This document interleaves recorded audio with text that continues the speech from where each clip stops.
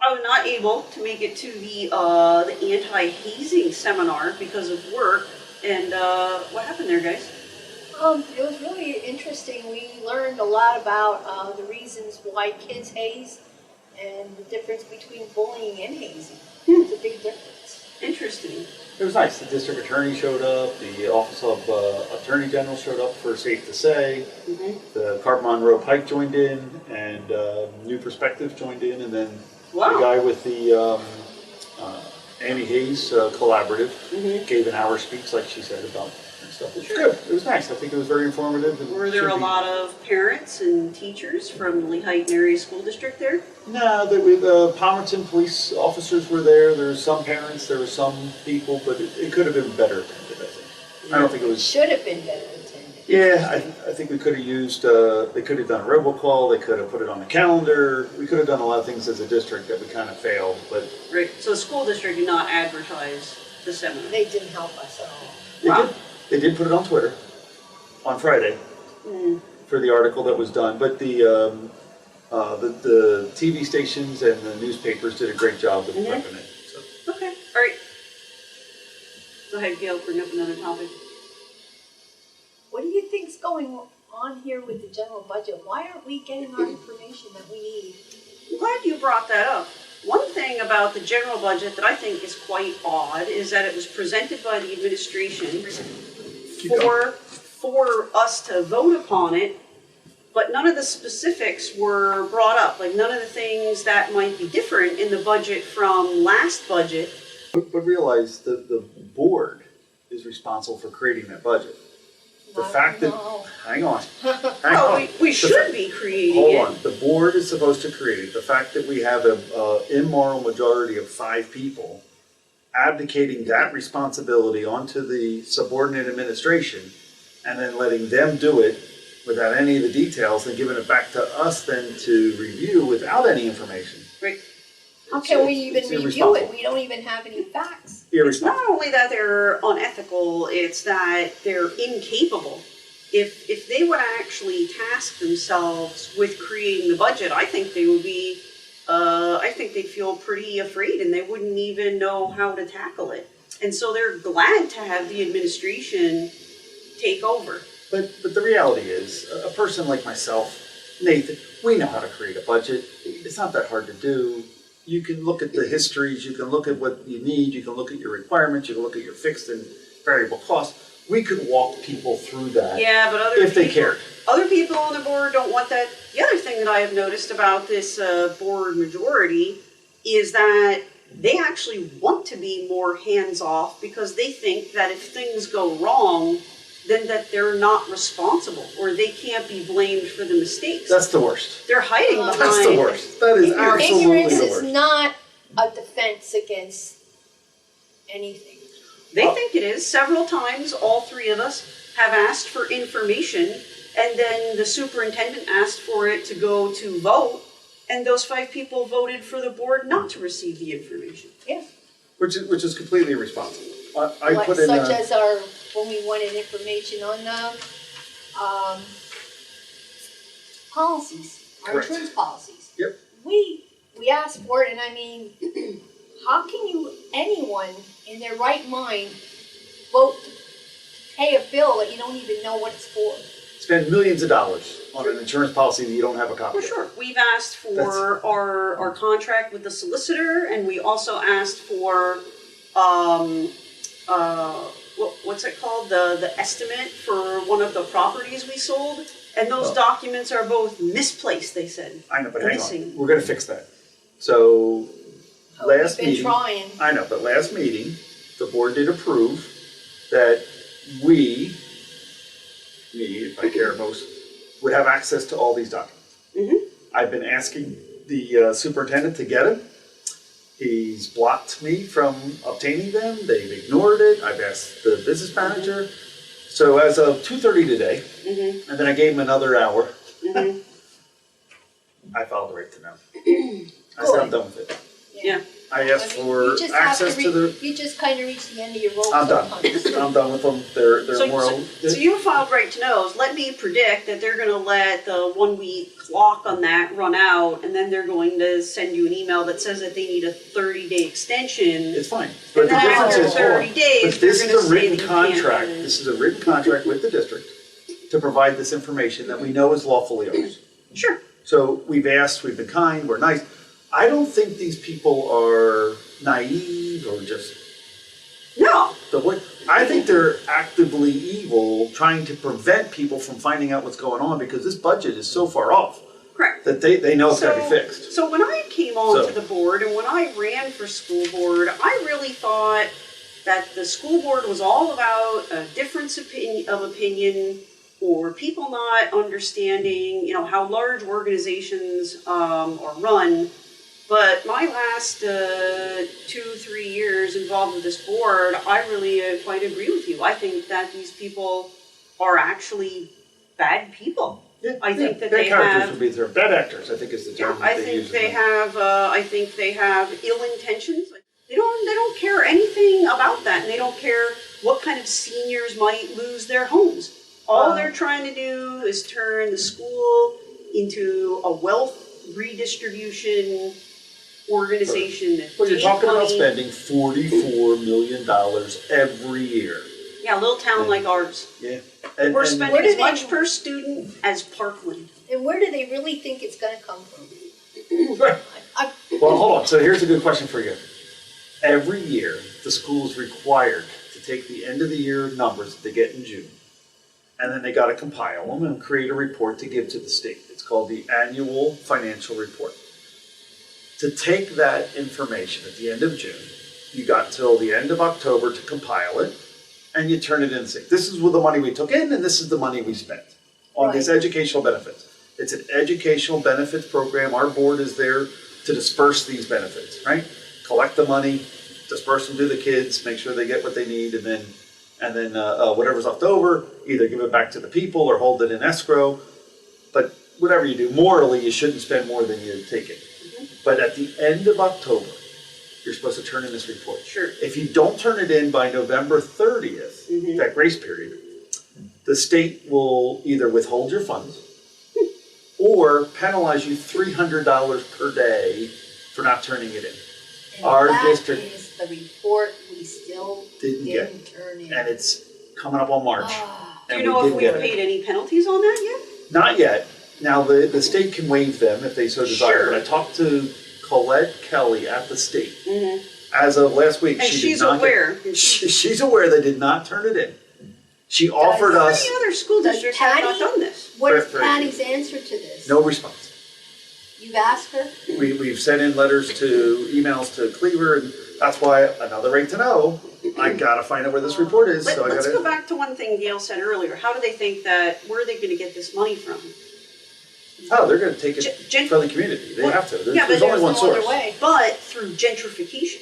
Yeah. I mean, people like Rita have straight up said if an elderly person cannot afford their taxes, they need to leave their home. Correct. So if you look at these 5 Downsize, people, I think is their term. yeah, correct. You look at these 5 people on the board majority, I think that they think this is a great way to flip the community by putting pressure on the elderly and squeezing them out. And then they think these magical wealthy people are going to move in and enrich the community. I think that's what they think. And then they'll have, You can actually, better people to take you're money accurate. from. Yeah, you're accurate on your thinking, because you can look at the feasibility study, and they had a community group, and they wrote those things down. Mm-hmm. That we need to get these professionals in, and we need to gentrify, or when you read the notes, you can put those pieces It's together. in one of the studies. It's in the study, we can show it to you, and it physically has handwritten notes that people said, like, okay, yeah, this makes sense. So someone must have told them that for that to be the response. Yeah, right. It's the same thing. But basically, I I'm just appreciate thinking, you inviting me out here to take a look at this. I'm just thinking, if 1 mil made my taxes go up $44, 3.6, This district, the district needs $40 million to operate. right, They're asking for 44. So since the state puts in half the money, right? So you got $40 million you need. Local puts in 20, the state puts in almost the other half, and then the federal puts in a little, right? So between the two areas, federal and state aren't gonna change. Nope. So you only have this money to take it from. If you have a $20 million budget Yeah. coming from those people and you need 4 more, that's Yeah. So 20%. so You're basically- talking 20% short. So the way to say it is like a 10% budget increase at the school is a 20% tax increase locally. Correct. Because the state's not giving us any more money. Now, I ran the numbers. If we go back to 2015, when we had 4 schools and some of the other stuff, the budget was down at that $39 million number, and we had over 300 employees. We're now way down on the employees, but our budget's exploded.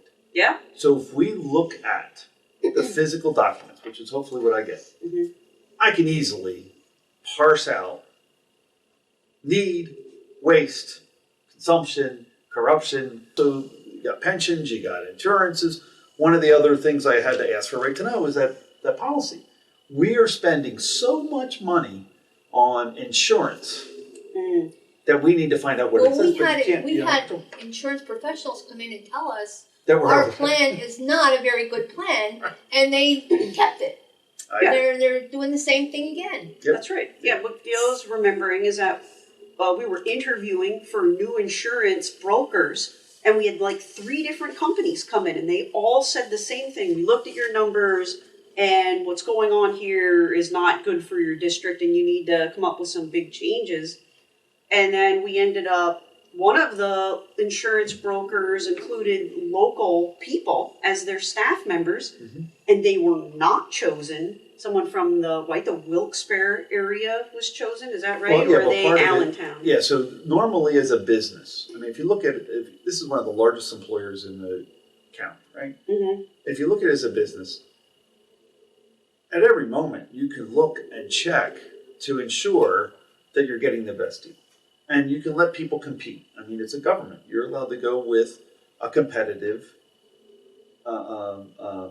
supplier. You're allowed to check who's providing these things. And the fact that we had a free opportunity to check that, offered from community members, and they blocked that, that's a tell. Yeah, there's a tell. You got to look at it. A local guy who's paying taxes locally was talking about how they were going to help renegotiate these benefits package, and then we ended up not going with that insurance broker. We went with a guy who was going to keep the status quo. They didn't only not go with other people to look at.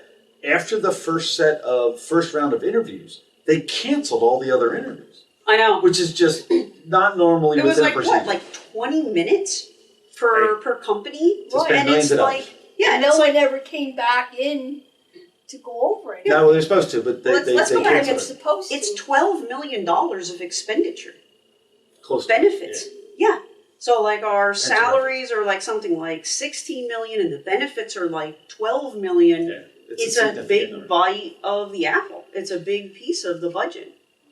The board does not get involved. The board should legally be involved in every hiring, every firing, every contract across the board. Correct. When our board was elected, 5 people are able to block all of that oversight. And to me, that's the immoral process. If those 5 people have the ability to block lawful transparency, the people are kind of screwed. We need to ask for their resignation or ask for them to be responsible to do their job. And that's basically all we have left.